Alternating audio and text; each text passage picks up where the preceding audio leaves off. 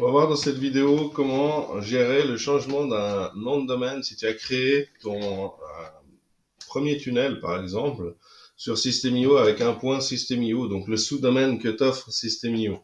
Donc ici, tu as la fierté d'avoir créé ton premier tunnel, il est cool, tu as ta page, tu l'as déjà partagé à plusieurs personnes, et ici, on voit, on a un point System.io, ok? Et là, mon premier tunnel. Donc, du coup, tu es allé sur Facebook, tu te dis, waouh, j'ai partagé mon tunnel, des amis ont partagé eux aussi mon tunnel, et on arrive sur mon premier tunnel. Ok. Donc là, on voit, ça fonctionne. Malheureusement, toi, tu dis, ah, ben, je vais changer de nom de domaine sur System.io. Et la première chose que tu vas vouloir faire, ben, c'est suivre les indications qu'on te donne, puisqu'en fait, c'est comme ça que ça fonctionne normalement. Et c'est de changer de nom de domaine. Et tu dis, ok, poum, j'ai changé mon nom de domaine. Si on regarde ce nouveau lien, ben, il s'appelle bien mon tunnel, mon premier tunnel, mais il s'appelle cette fois-ci par mon nom de domaine. D'accord? Et bien là, en fait, si maintenant tu retournes sur Facebook et que tu actualises,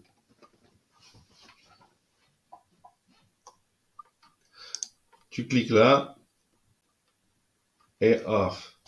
Ton tunnel n'est plus valable. Tu as perdu tout ce qu'on appelle le jus, le trafic de tes liens, en fait, de ton ancien lien. Et du coup, bah, tes visiteurs ne pourraient plus accéder à ton ancien tunnel.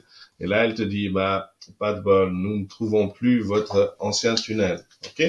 Alors, il y a deux possibilités. Moi, je te montre ces deux possibilités ici. La première, ici, il faut bien faire la distinction entre ton premier tunnel et le nouveau tunnel. D'accord? C'est ici le premier tunnel qui pose problème parce qu'en fait, on va remettre donc le point System.io qui cette fois-ci va refonctionner. D'accord? Sauf que ici, bah, cette page, si tu as créé ton premier tunnel, tu es embêté, tu veux l'envoyer vers un nouveau nom de domaine. Alors, ce que tu fais, c'est que tu dupliques ton premier tunnel. C'est ce que j'ai fait ici. Et je lui ai donné le nom mon nouveau tunnel. OK? Pour pouvoir te faire la démo. Et là, en fait, tout ce qu'on va faire, c'est dire dans cette page-ci, on va aller supprimer, soit on supprime, soit on se casse même pas la tête. Et en fait, on fait comme ça, on vient chercher un countdown. Tac. Ici, on fait d'abord enregistrer temporairement parce que j'ai oublié de prendre l'URL.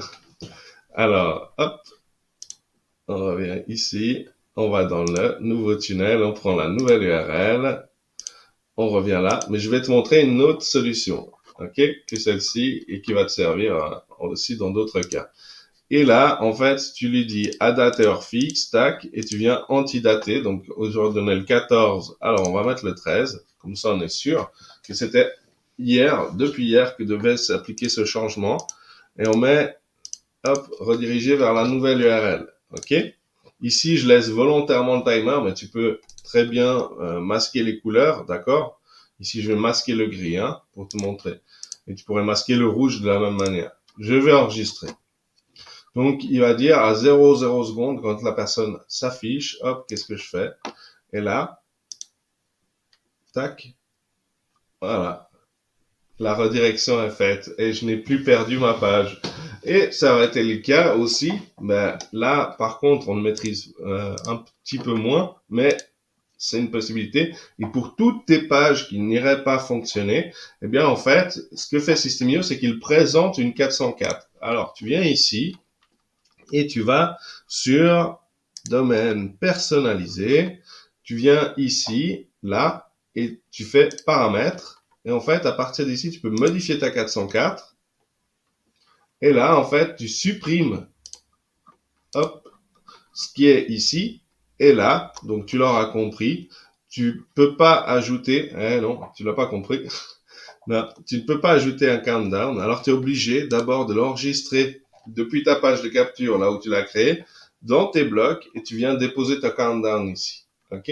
Ce qui fait qu'à chaque fois qu'une personne va atterrir sur une 404 de ton ancien nom de domaine System.io, donc là je ne vais pas sauvegarder pour pouvoir refaire la vidéo pour les personnes, chaque fois que tu vas tomber sur ton ancien nom de domaine System.io sur une 404, hop, il va l'envoyer vers la page de ton choix. Donc tu ne peux en choisir qu'une, hein, malheureusement, mais au moins ça évite que les gens tombent sur une 404. Et tu peux faire pareil pour ton nom de domaine, tu vois. Tu viens ici, Alors ici, tu as juste un bouton supplémentaire qui est supprimé. Si tu fais paramètres, et là, tu modifies ta 404, tu rajoutes ton countdown que tu as préalablement enregistré comme bloc dans une page capture. Et comme ça, tu es tranquille. D'accord? Et là, on peut se permettre maintenant de ne plus avoir de problème de 404 ou de ne plus avoir de problème quand on change de nom de domaine sur System.io.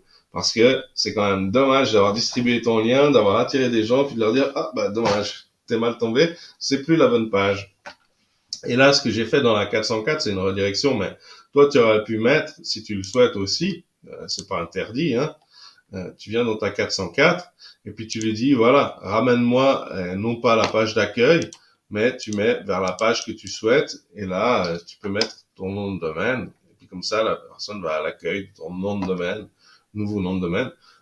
Pareil, si tu veux archiver un tunnel, ok, tu peux faire pareil, et là, par contre, tu vas aller dans site web, tunnel de vente, tu vas dans mon premier tunnel, et tu viens ici, gérer la page inactive, ok?